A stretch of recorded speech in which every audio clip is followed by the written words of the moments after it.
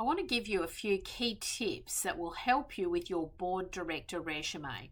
This is a really crucial document, and without the right board resume, you simply will not secure meetings with the key individuals, whether that be the board search firms, whether that be the chair, the non-execs, or the nomination committee members. You just won't cut through in a highly competitive board recruitment market.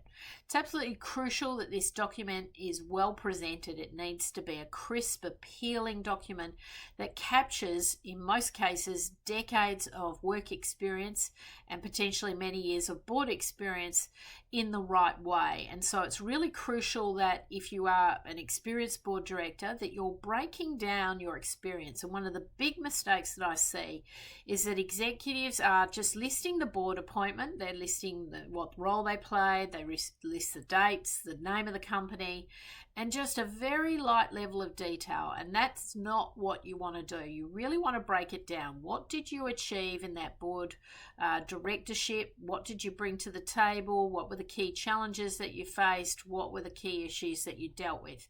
Because that experience really needs to be captured in the right way, because the board is going to consider, is that experience relevant to us?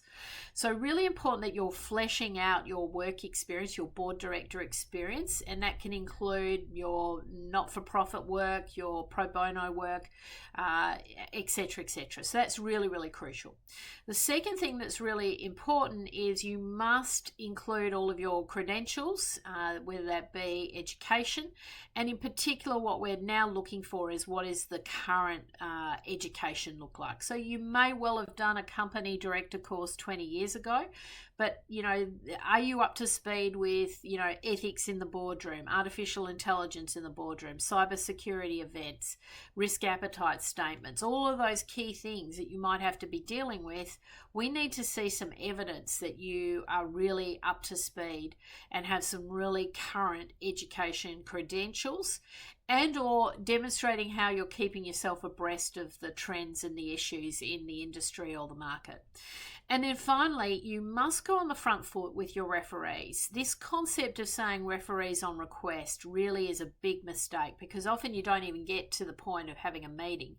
So when you're going on the front foot and you're trying to put yourself forward as a valid candidate, you must be able to speak to who your referees and testimonials are going to come from.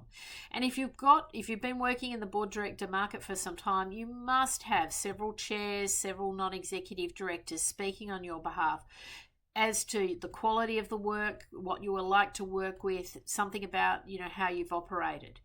And, I'm just finding that this is a huge missed opportunity for a lot of executives, particularly executives who want to break into the board recruitment market. You've got to go on the front foot and show that there are people willing to, support you, champion you, and back you into future board opportunities. So they're the 3 or 4 key things you've got to really watch for. You've got to make sure the presentation's fabulous.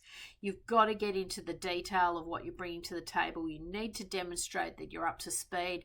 You are not resting on your laurels. You've got current education that you can showcase.